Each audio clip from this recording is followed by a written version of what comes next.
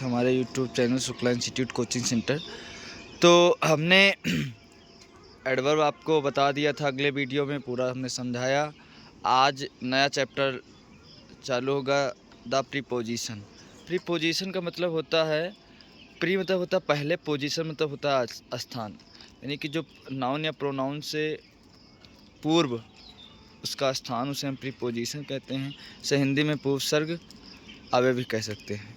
यहाँ तक आपको हमने आपको डिफिनीशन को लिखाया, इस प्रकार आपको दिख रहा होगा कि preposition is a word place before a noun और a pronoun to show its relation with other noun और प्रोनाउन। तो यहाँ पर आपको समझ में आ ही रहा होगा। हिंदी बता दूँ, अगर आप हिंदी कहें तो हिंदी में बताने का प्रयास करें।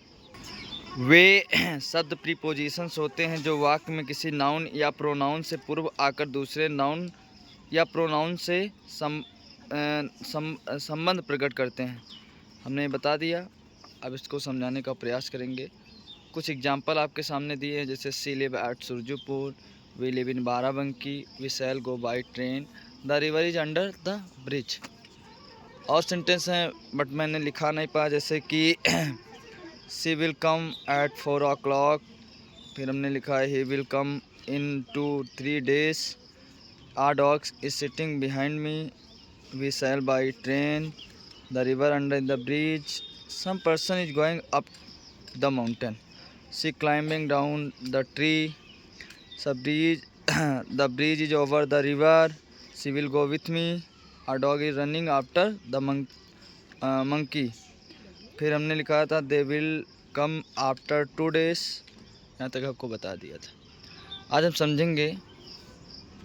समझेंगे कि प्रीपोजिशन का कैसे यूज किया जाता है, किस प्रकार काम करता है, उसके बारे में अतिरिक्त जानकारी आपको देंगे। इसका अर्थ क्या है, इसके बारे में समझाएंगे। जैसे हमने लिखा सी लिव्स एट सुरजपुर, तो यहाँ पर एट आपका जो दिख रहा है ये प्रीपोजिशन है।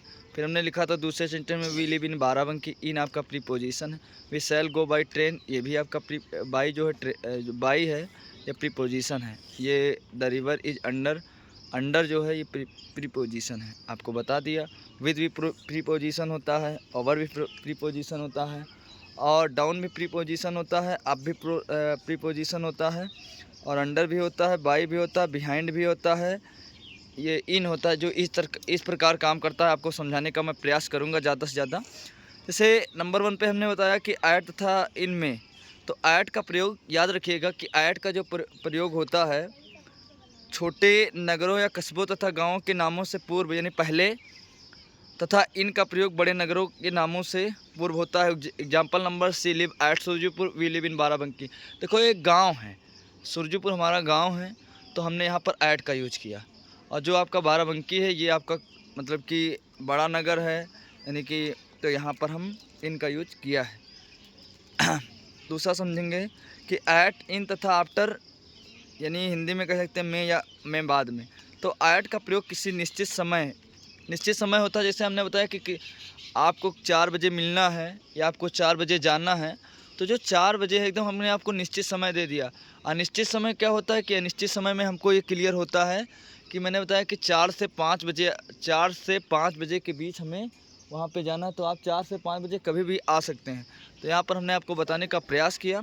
तीसरा सेंटेंस हाँ देखिए, तो वहाँ पर अनिश्चित समय यानी पूर्व, जैसे आपको बता ही दिया। इन का प्रयोग समय या किसी समय की अवधि के अंदर तथा आफ्टर का प्रयोग समय बीतने के बाद भी होता है। यहाँ तक आपको क्लियर कर दिया। आज हम समझेंगे कि बिहाइंड तथा आफ्टर, और बाय तथा विथ, ओवर, अंडर। तो आइए मिलते हैं नेक्स्ट वीडियो में, तब तक के लिए थैंक यू। और हमारे नए नए वीडियो आप लोग देखिए, तो आप like, subscribe and bell icon को दबाना ना भूलें, जिससे हमारे वीडियो आप तक पहुंचने का प्रयास करें। और मैं यही चाहता हूं कि आपको जो चीज़ें नहीं समझ में आ रही हैं उससे आप पुनः कमेंट में बताएं कि ये चीज़ें हमको नहीं समझ में, मैं आपको पुनः बताने का प्रयास करूंगा किसी विधि से या कोई भी किसी प्रकार से। तो मैं यही चाहता हूँ कि तब तक के लिए हमारे यूट्यूब चैनल पर बने रहिए, और आप मिलते हैं नेक्स्ट वीडियो में। तब तक के लिए थैंक यू।